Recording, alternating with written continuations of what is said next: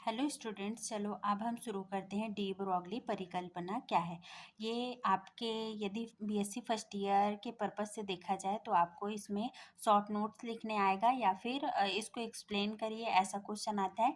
De Broglie परिकल्पना को समझाइए या डी ब्रॉगली परिकल्पना पर टिप्पणी लिखिए, या ऐसा क्वेश्चन आता है 3 नंबर का कि डी ब्रॉगली परिकल्पना क्या है और परमाणु की संरचना में इसका क्या योगदान है। तो आपको ये क्वेश्चन को लिखने से पहले आपको रूपरेखा बनाना पड़ेगा, जिसमें आपको 3-4 टॉपिक मेंशन करना पड़ेगा। पहला प्रस्तावना, उसके बाद दूसरा इस परिकल्पना का कथन क्या है, इसका गणितीय निरूपण क्या है और इसका व्यंजक का निगमन करना है, आपको डेरिवेशन बनाना है और लास्ट में इसका भौतिक सार्थकता। आइए देखते हैं प्रस्तावना। तो प्रस्तावना में आपको समझना है, उसके बाद इसको आप अपने वर्ड्स में लिख सकते हो, है ना। तो यहाँ से क्या है, मैक्स प्लैंक का क्वांटम सिद्धांत और आइंस्टीन के प्रकाश विकिरण के आधार पर इन्होंने क्या किया था, प्रकाश विकिरण के सिद्धांत के आधार पर इन्होंने क्या किया था, अपना डी ब्रॉगली ने 1924 में द्रव्य तरंग का सिद्धांत प्रतिपादित किया, जिसे विकिरण की द्वैत प्रकृति भी कहा जाता है। ठीक है, अब यहाँ से क्या होगा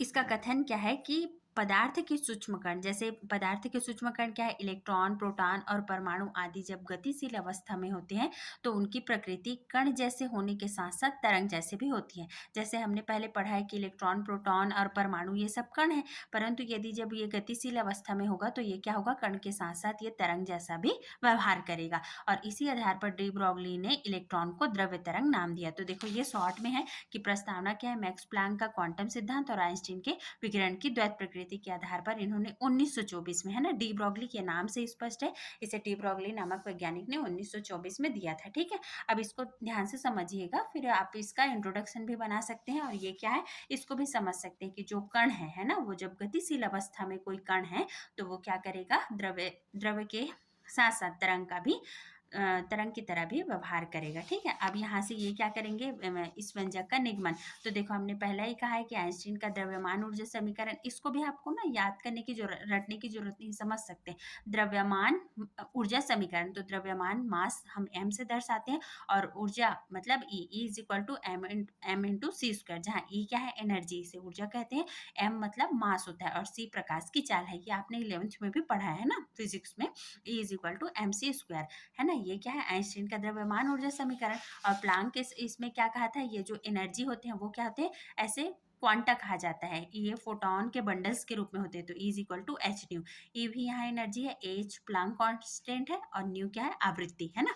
अब देखो समीकरण 1 और 2 में दोनों लेफ्ट साइड बराबर, तो राइट हैंड साइड क्या होगा, बराबर होगा। तो यहाँ से क्या होगा, M C square is equal to H nu, है ना। यहाँ पे nu is equal to C upon lambda होते हैं, मतलब जो आवृत्ति है वो ये क्या है, प्रकाश की चाल और तरंग दैर्ध्य के अनुपात के बराबर होता है। और जब भी आप कोई डेरिवेशन लिखते हो तो इसके यहाँ से क्या है, शॉर्ट में साइड में समझा दिया करो कि ई क्या है, एम क्या है, समीकरण 1-2, और ये जितने भी मैथमेटिकल टर्म्स होते हैं इसको आप अपने रफ कॉपी में बना के देखोगे, फिर ये कभी भूलते नहीं है। ठीक है, अब आगे देखते हैं। यहाँ से क्या हो गया, एम सी स्क्वायर, और यहाँ पे हम क्या करेंगे, न्यू के जगह में क्या रखेंगे, न्यू के जगह में सी अपॉन लेमडा रख देंगे। ठीक है, तो यहाँ से ये क्या हो जाएगा, M C square is equal to H dot C upon lambda. अब देखो लेमडा को हम इधर लेके गए तो यहाँ से क्या आएगा, H dot C lambda, lambda lambda इधर चला गया, एम डॉट सी स्क्वायर, है ना। तो इसको 2 बार सी लिखा तो सी और सी कटा तो एच अपॉन एम सी। तो यहाँ से ये क्या हो गया, प्रकाश की चाल है और ये कण तरंग के लिए है, और जब कोई वस्तु होगा तो उसमें क्या होगा, उसका वेग होता है। ये प्रकाश की चाल होती है और कण का वेग होता है। ठीक है, तो यहाँ से क्या होगा, lambda is equal to H upon M V. तो संवेग, यहाँ से ध्यान से समझना, संवेग क्या है, संवेग संहति मतलब द्रव्यमान होता है, इसलिए यहाँ स हुआ, और वी क्या हो गया, वेग, संहति और वेग दोनों का गुणनफल संवेग कहलाता है। तो एम वी मास और velocity, M V mass and velocity, तो ये क्या होता है, मोमेंटम कहलाता है, जिसे हम संवेग कहते हैं ना। तो यहाँ से lambda is equal to H upon P, यही डी ब्रॉगली का समीकरण है। और यदि हम एच को प्लांक नियतांक को हटा दे तो क्या होगा, लेमडा इज व्यतक्रमानुपाती संवेग, मतलब तरंग दैर्ध्य का मान जितना ज्यादा होगा संवेग उतना ही कम होगा। ठीक है, और यही डी ब्रॉगली समीकरण है। स्पष्ट है कि यहाँ से क्या होगा, कोई भी कण का संवेग उसके तरंग दैर्ध्य के व्यतक्रमानुपाती होता है। अब इसकी सीमाएं क्या है ना, इसकी सीमाएं क्या है, तो क्या हुआ कि गतिमान गतिमान जो द्रव्य तरंग से संलग्न तरंगों का तरंग दैर्ध्य डी ब्रोगली तरंग दैर्ध्य कहलाता है। ये क्लियर है कि उससे जो संलग्न तरंग है उसका तरंग दैर्ध्य डी ब्रोगली तरंग दैर्ध्य कहलाएगा। उसके बाद डी ब्रोगली सभी कणों के लिए सत्य है, परंतु इलेक्ट्रॉन जैसे सूक्ष्म कणों के तरंग दैर्ध्य का ही मापन संभव है, बड़े कणों का संभव नहीं। और इसका परमाणु संरचना में इसकी क्या सार्थकता है, ये रविशंकर शुक्ल यूनिवर्सिटी में एक बार पूछा गया था। तो ये क्या है, हमने 11th में पढ़ा था परमाणु संरचना में। बोर का परमाणु मॉडल में उन्होंने बताया था कि ये क्या है, MVR is equal to NH/2 pi होता है। ठीक है, ये उसका संवेग के टर्म्स में उन्होंने निकाला था। तो अब देखो यहाँ से क्या हम इसको कैसे कंपेयर कर सकते हैं। देखो 2 pi is equal to 2 pi R is equal to NH/MV। ठीक है, अब यहाँ से हम क्या कर सकते हैं, 2 पाई R और यहाँ पे N को ला दिए तो H/MV पर डी ब्रोगली समीकरण H/MV बराबर क्या होता है, लैम्डा।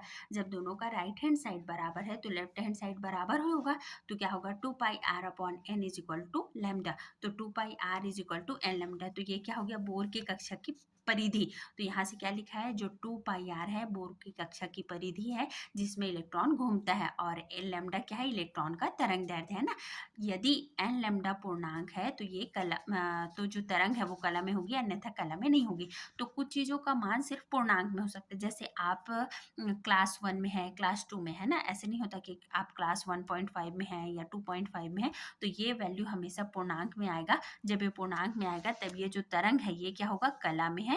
और यहाँ पे देखो ये डिस्टर्ब है, जब ये एन का मान यदि पॉइंट में या कुछ भिन्न में आएगा तब ये ऐसा है। तो यही इसकी भौतिक सार्थकता है। और देखो आपको एग्जाम में डी ब्रोगली में यदि एक्स्ट्रा मार्क्स लाना है तो आपको क्या करना पड़ेगा, एक्स्ट्रा लिखना पड़ेगा। सबसे पहले आप रूपरेखा बनाइए, उसमें प्रस्तावना, उसके बाद उसका स्टेटमेंट क्या है, उसके बाद उसका मैथमेटिकल टर्म क्या है, मैथमेटिकल टर्म्स में भी एक्सप्लेन करिए, फिर उसका गणितीय व्यंजक का निगमन करिए, है ना, एक्सप्लेन करिए। उसके बाद उसकी सीमाएं क्या है और परमाणु कक्षा में उसका योगदान क्या है। तो आपको जहाँ भी डायग्राम आप लिख रहे हो उस डायग्राम का नाम जरूर डालना, उसके बाद आपको फुल मार्क्स से कोई नहीं रोक सकता। और देखो आपको एक और कॉन्सेप्ट है केमिस्ट्री में, यदि आपका एग्जाम 33 मार्क्स का 3 घंटे का है तो आपको हर क्वेश्चन को क्या करके ट्रिपल मार्क मान के लिखना पड़ेगा। 2 नंबर का क्वेश्चन 6 नंबर का, है ना, 3 का 9 नंबर का, तभी मार्क्स अच्छे मिलते हैं।